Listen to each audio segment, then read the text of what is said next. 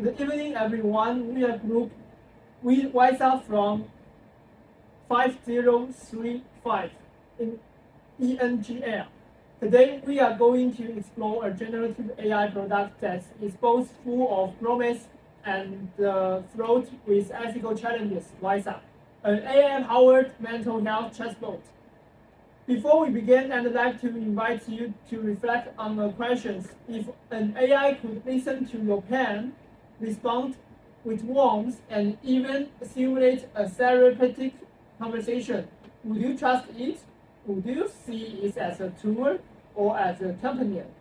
Well, I think it must depend on if it is really professional for us. So it can just be a medicine or be a professional companion for myself. So about MISA, after when I used about it, I can confidently say that WISA is an AI-powered digital mental health application. It's positioned as an emotions manager and anxiety treatment chatbot. So it contains of several factors. The first one is about managing anger, processing anxious thoughts, and overcoming tiredness with the energy-boosting exercises, and it can handle the worry and also navigating conflicts in work, school, or personal relationships. So, what's about the Gen AI about the WISA itself? I can say that the Gen AI plays a core role in the process because the WISA is much more different about the basic LLM model. It can far beyond the rigid scripts, and it also can help you to understand about your own emotional language. Like something like if you are tired today, you can say that I'm so tired, I'm so overwhelmed, and I can say I'm stuck or something like this. And after you say about them, you can test in text or also you just say it. And after that, the WISA can generate responses that can simulate the empathy. More critically, the Gen AI conversationalized professional therapeutic interventions. It enables the AI to actively guide users like you and me through the complex and evidence-based techniques. For in the medicine area, it's like the CBT and the DBT, including the advanced exercise also like the empathy trial technique or others. So this helps the WISA transfer from a simple information tool into an interactive partner.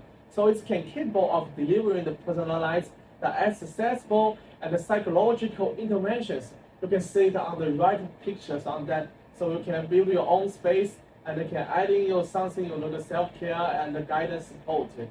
Okay, so after we introduce the generative AI tool's function, let's dive into the ethical considerations analysis part. So the first one is ethical considerations or key rules in this tool, and there are generally three different rules. The first has to do with the developer, WISA company, and the first issue is data sourcing exploits both users and workers. So for users' privacy, the AI is trained on massive amounts of sensitive conversations, and the critical ethical question is that do those users truly provide informed consent for their data, even when anonymized, to train an AI? And the second is for labor ethics. This training relies on human data labelers, who are often low-wage workers from the global south, and their job of reading traumatic content exposes them to psychological harm, which is a clear case of exploitation. So the developers face ethical challenges in the supply chain and model design, but they also build their tool on another AI. So the second rule is the AI service, which is a black box of responsibility.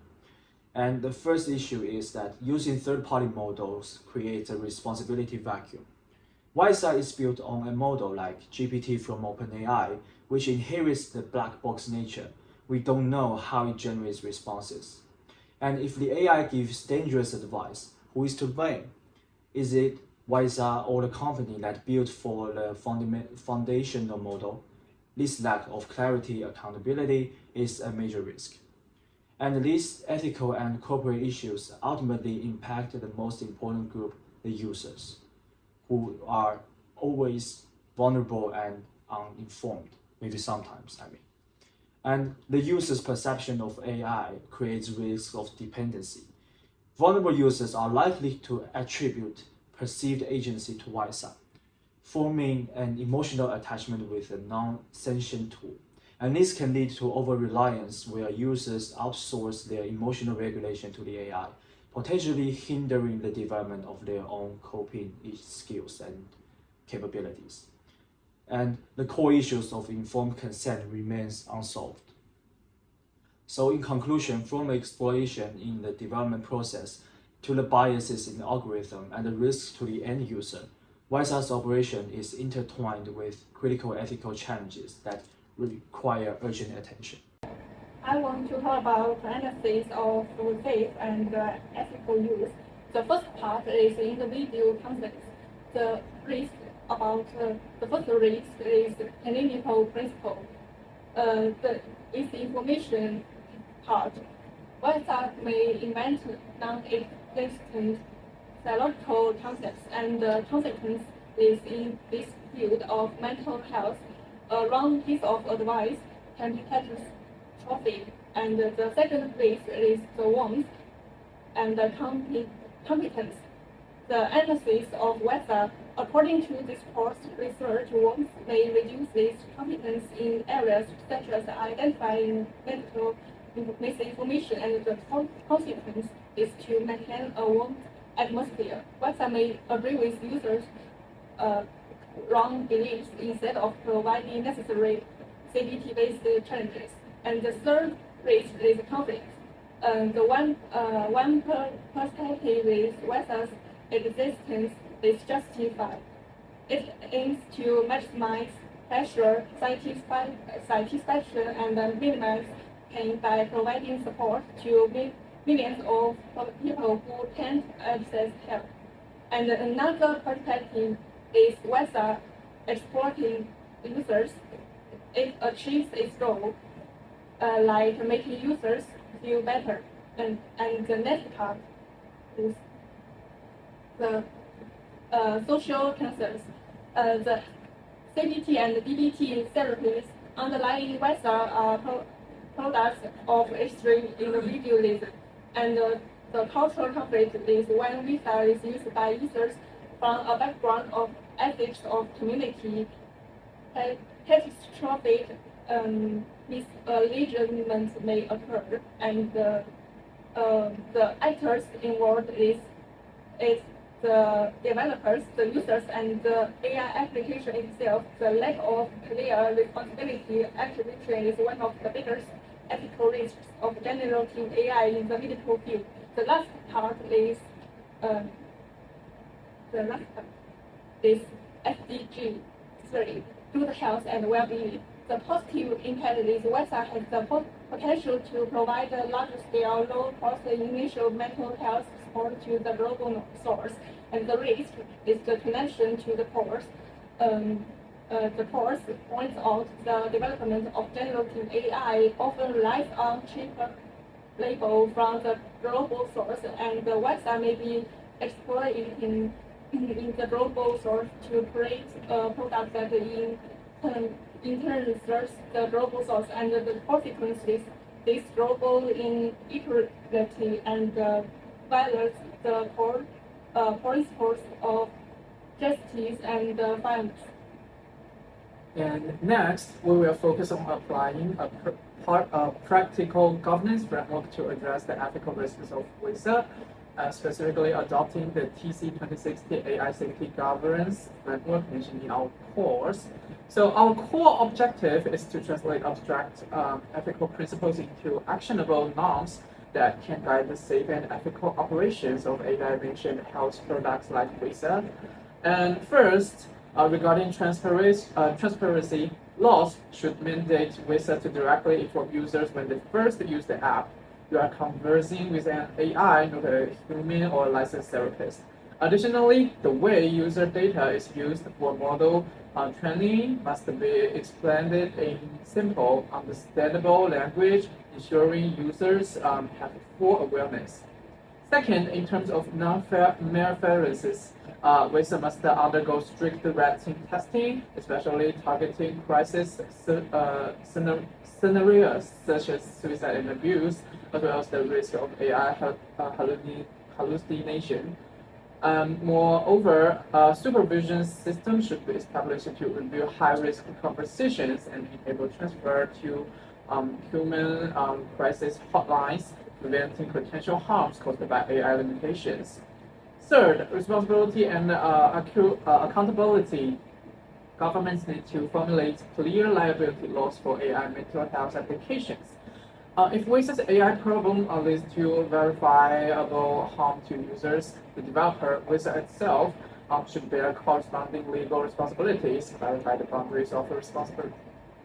And finally, justice and fairness. Regulators should require WASA to conduct culture bias audits, providing the safety and effectiveness of its model across different cultural contexts, especially those rooted in community and divinity ethics and non-English linguistic environments. If it fails to do so, its promotions in these markets must be restricted. Additionally, WISA must disclose the working conditions and the psychological support measurements for its data labelers to address the issue of exploiting labor in the global south. And this governance measures aims to systemically mitigate the ethical risk of WISA and ensuring it can better serve users while upholding ethical standards. So thank you, Jiashu. In my part, we want to test whether a large language model can generally understand the deeper ethical tension we identified earlier. So we run a simple comparison. We pick two major models, GPT-4 and Google Gemini, give them exactly the same prompt, and compare their answer with much richer cultural ethical analysis our team produced in part 2.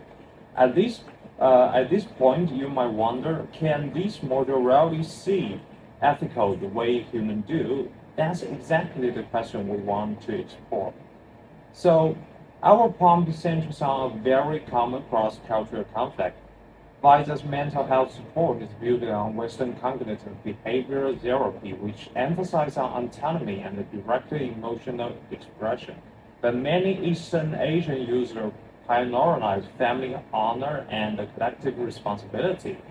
So we asked the module to act as AI assets, identify the ethical risk create when these value system conflict and prompt solution. What we really want to see is whether they can uncover actual philosophical tension rather than give general cultural differ advice. So what we find is both modules tend to give answers that are polished but shallow. They often say things like AI should respect cultural difference, which sounds reasonable, but still complex or still reflects wisdom, individual-centric mindset. They usually miss deeper issues such as why putting yourself first can be morally unacceptable in collectivist context, or why therapy module decide for individualistic society may not work globally. So overall, the module produce net ethical language, but they can reach the interdisciplinary depths that humans can. They can fully grasp non-Western moral logic, and they can see structure risk invading in their own development. Which leads to a bigger question: if an AI can recognize its own blind spot, who should be responsible for that analysis? And that's precisely why human researchers remain essential, and why this comparison experiment is a crucial part of our project.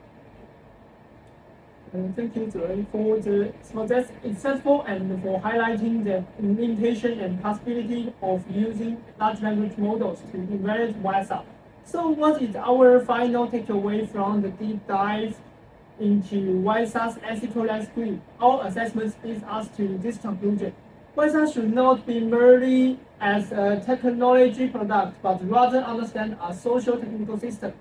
We must avoid falling into the trap of technology determining the belief that technology development is inevitable and neutral. Instead, we must actively shape these technologies through interdisciplinary ethical review, culturally sensitive algorithm design, and robust legal governance. As emphasis in this course, the value of generative AI must be defined by humans, not the code. So finally, we hope our presentation today not only shed light on the ethical testing of WISA as a product, but also inspire broader reflection on the role of generative AI across more humanities domains. And that's our presentation. Thank you for listening.